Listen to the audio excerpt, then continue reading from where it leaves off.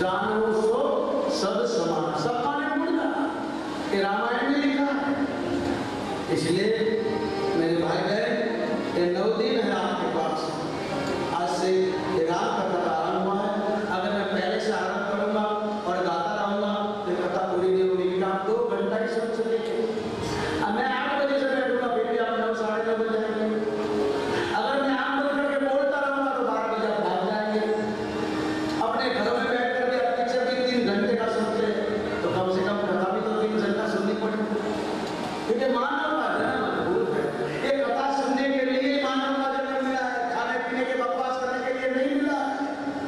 दोबारा ऐसा जीवन नहीं मिलेगा। पता नहीं कहीं झुपड़े में जन्म लेंगे तो बोझा ढोते मरे जाएंगे। इसलिए आपको जो समय मिला है उसका सदुपयोग कीजिए, अपने बाल बच्चों के लिए भी और अपने लिए भी। इसलिए भगवान शंकर कथा सुनने के लिए अपनी पत्नी को लेकर आए। कथा का आरंभ में तुलसीदास जी ने गणपति को, मां सरस्वती को, भगवान शिव को, भगवान विष्णु को याद किया और अपने गुरुदेव के चरणों में प्रणाम किया।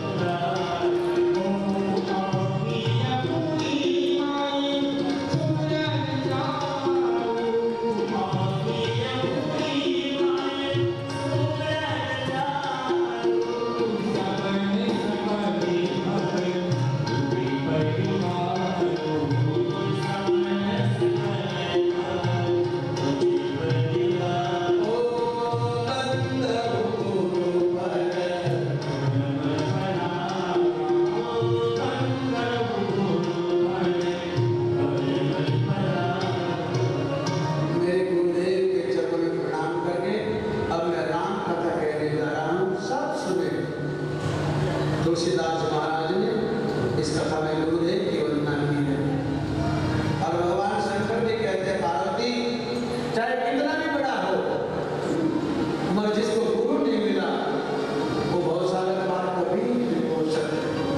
गुरु बिन भवन निधि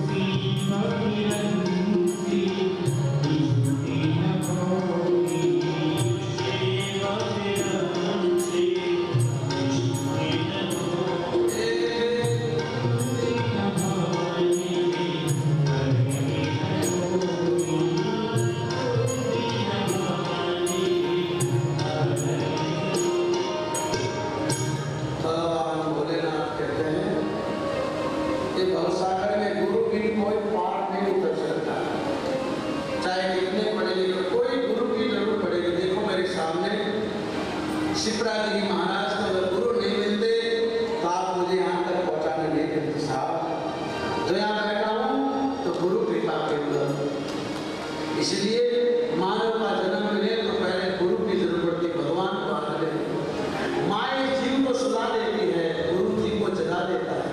इसे माँ से भी बढ़कर गुरु है। इसलिए तो तुलसीदास कहते हैं सदगुरु के चरणों में आने को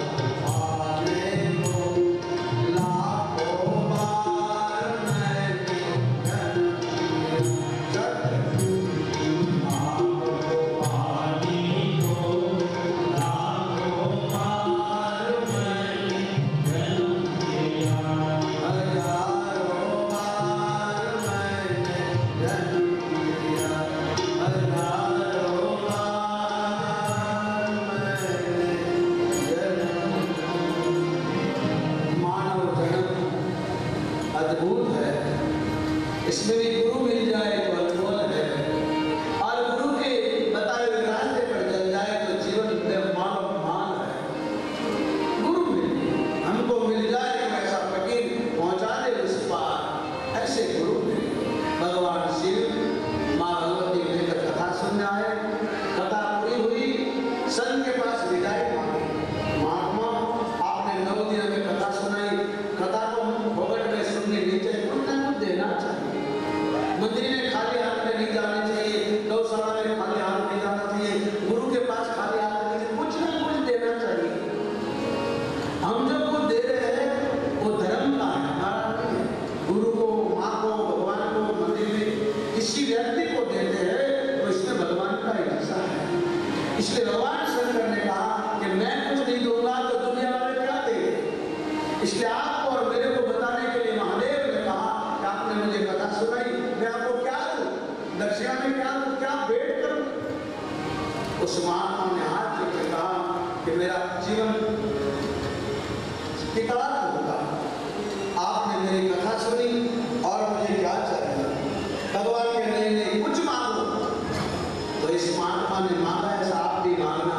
महात्मा ने खड़े होकर भगवान के चरण में प्रणाम किया और रोते रोते मांगा, करते करते करते निकले प्राण प्रभु ऐसी करे ना। ऐसा भगवान के पास मांगो,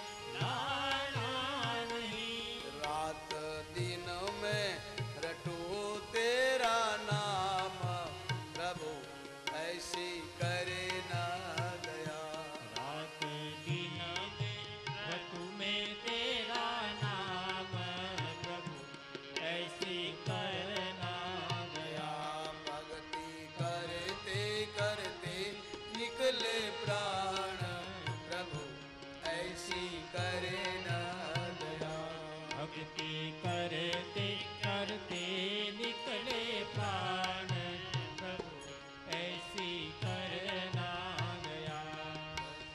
करते करते निकले प्राण, प्रभु ऐसी करे ना दया। भक्ति करते करते निकले प्राण, प्रभु ऐसी करना दया। इतना बड़ा संत था, आपने सुना होगा, उस महात्मा का नाम है अगस्त्य ऋषि, जिसने अपने अंजलि में समुद्र को पी लिया।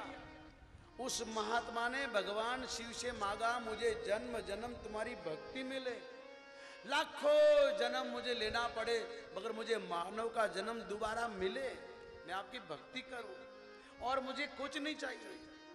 फिर कोई गरीब के घर में जन्म देना, पैसे वालों के घर में नहीं तो भूल जाऊंगा। ऐसे घर में जन्म देना, मैं जन्म से तेरा दास बनूं, तेरा पुजारी बनूं, तेरा भक्त बनूं, तेरा गुणगान गाओ, तेरी कथा सुनूं, जहां भी संत हो उनका मुझे संग मिले। अगर मुझे मानव न बनाओ तो तुम्हारे संतों के बीच में मुझे कुत्ता बना देना, मगर तुम्हारे भक्तों के बीच में, तुम्हारे संत के बीच में डालना। मेरे हाथों से तेरी सेवा करूं, मेरे आंखों से तुम्हारा दर्शन करूं, मेरे मुख में तुम्हारा नाम रहे। मेरे जितने भी पाप है उसको भूल जाना, क्योंकि मैंने बचपन से बहुत पाप किए, इसलिए मैंने तुम्हारी कथा नहीं सुन सकता। मैं अभागा हूं, जहां तेरी कथा सुन होती है मैं बैठ नहीं सकता, सिर झुका नहीं सकता। कितना दुर्भाग्य। मैली चादर ओढ़ के कैसे द्वार तुम्हारे आऊं, मैली चादर ओढ़ के कैसे द्वार तुम्हारे आऊं। ये पावन परमेश्वर मेरे, ये पावन परमेश्वर मेरे, अब क्या गीत सुनाऊं।